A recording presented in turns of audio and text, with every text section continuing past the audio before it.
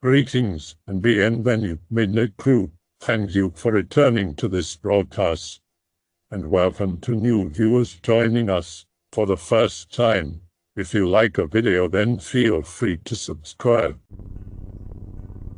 Some viewers may find the following video disturbing. Viewer discretion is advised. I guess it all started a few years ago. I was a regular on a different site. I'd go there to troll mostly. I was a little younger and much less mature then. Anyways, after I'd been visiting the site for a while, I got into it with this girl and I said some pretty mean things to her. She convinced me that I'd genuinely hurt her feelings. Well, I'd never meant anyone harm with my trolling. Just did it to pass the time. I didn't really have much of a life, to be honest. So I sent her a message to apologize. After that, we started sending the occasional message back and forth, and we began getting to know each other.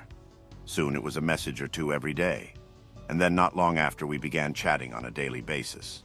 I'd get back from work, go to my cramped little room, and immediately get on to see if Amanda, we'll call her Amanda, was on.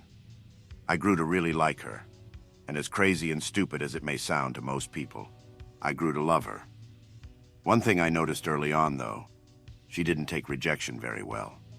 Even though I would never have rejected her anyways, she often took it that I was if I couldn't talk to her for some reason. During those times, she'd often lash out, chew me out, and then sign off. As our relationship grew, though, so did her ability to trust and confide in me. She began telling me about her addictions.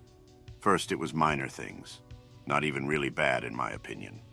She'd talk about how she'd smoke pot on the weekends and get blackout drunk. Later, she started talking about the pills she'd take when she was drunk.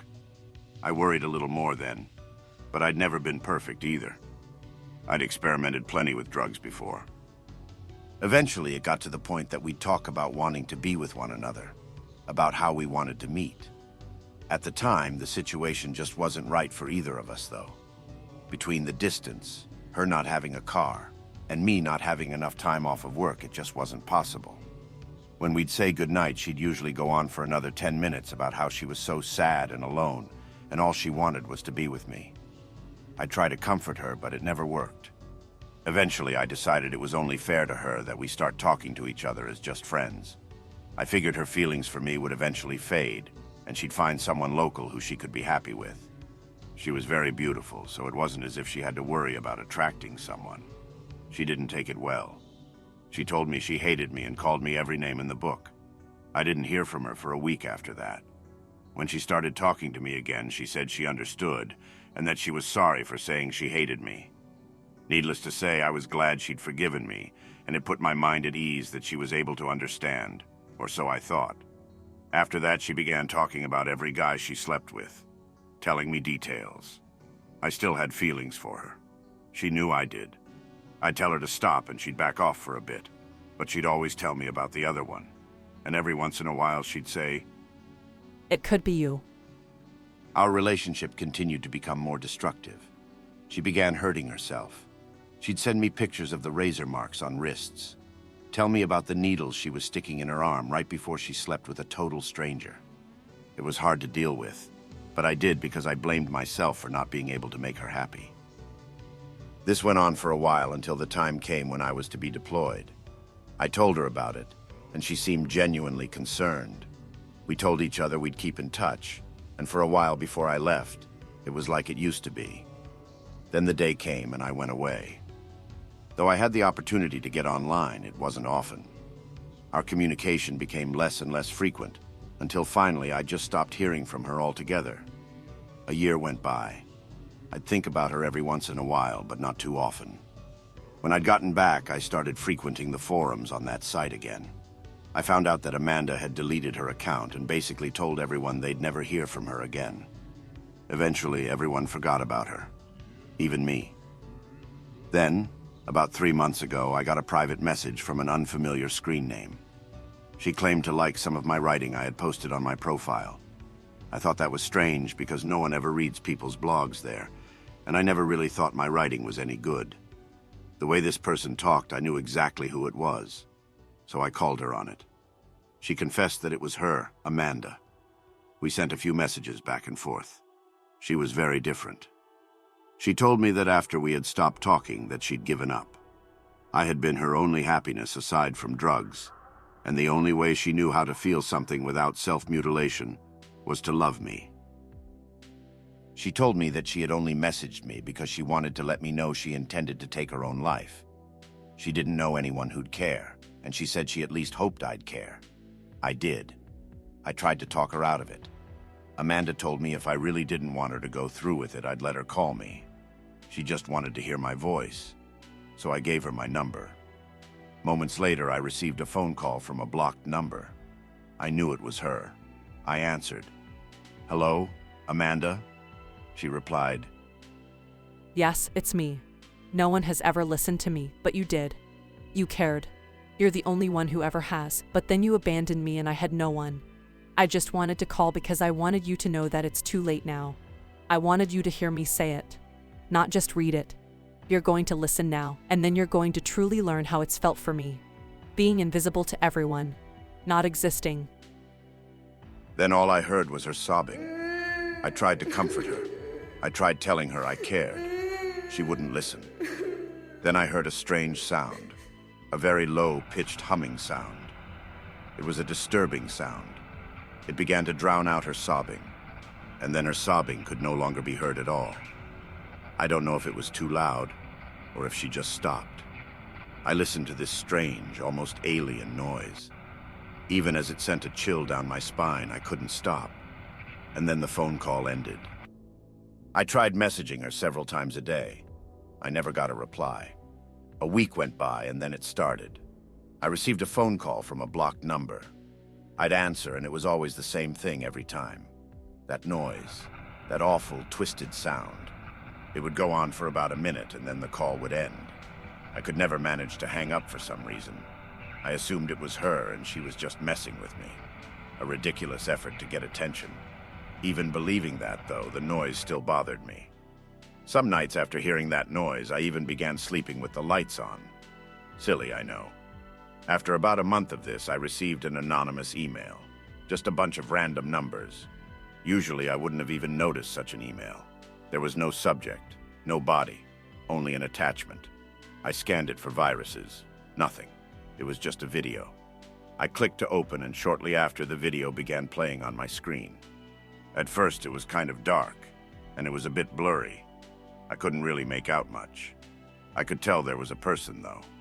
The person began to light some candles, and as the room began to fill with an eerie light, the camera began to focus. I knew. It was her. She was sitting alone in a room with a phone in her hand.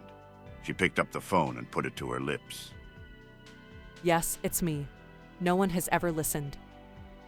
It was from the night we'd spoken. I continued watching, not remembering how the call had ended. Then she began to cry, and I heard that awful noise. My hair stood on end and my hand began to tremble. What I saw next. If I could be rid of any memory, it would be those next few minutes. There are no words to describe it. The thing that made that noise. I sat there and watched as she committed self-termination in the most disturbing fashion I could ever imagine, staying on the phone till the very last moment. Then the screen became static and the video ended. I contemplated what I just saw. I was horrified. My mind raced. Who sent it to me? It obviously wasn't her, but who would film that? Who would take part in that? Stand by and watch that? And then send me the video? I'd never talked to her through email. How did they get my email? My thoughts were cut short, though, as my phone began to ring. It was a blocked number. Hello? All I heard was that sickening noise, and then weeping. Her weeping. The sound faded a bit. I heard her voice. You'll be forgotten just like me. People will stop noticing. They'll stop caring. Soon all you'll have is me. You'll be mine again. Forever. Then the noise picked up again for a few moments. The call ended. I know what I saw. She wasn't alive. She didn't have the money or the skills necessary to produce a video that was real-looking, unless it was real. She probably recorded that phone call before the video, I thought. Some sick bastard is responsible for all this. The calls, the anonymous email. I just wanted it to stop, but the phone calls didn't stop. Always the same, except now I could hear her crying, and always she ended it by saying, You'll be mine forever, only I'll be able to see you. I began watching the video every day. The numbers in the email weren't random either, I'd realized. It was a date, the date of that first phone call. It was about a month ago I began to notice that people didn't seem to really pay much attention to me at work. They'd acknowledge me if I said something pertaining to the job, but then they'd always go right on with their business. It was as though all personal conversation had started coming to an end. Then about a week ago, they stopped calling my name at formations. It was as if people were outright ignoring me, often looking right past me. If I said hello, even to a stranger, I wouldn't get a response. As I typed this, I've never felt so alone. I just wanted someone to know. None of you have really seemed to notice me either, but maybe one of you will read this. Maybe someone will care. I have to go now. The noise has started again. It's not on the phone anymore. It's in my room.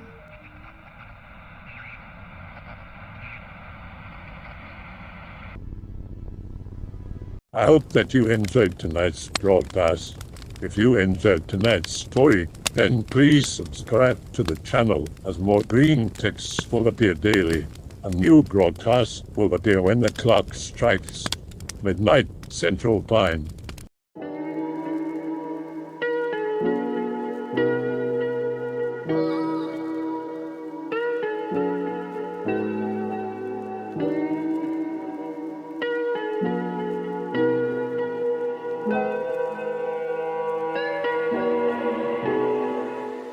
Remember to check out the Odyssey page in the description for a second archive of the channel's videos.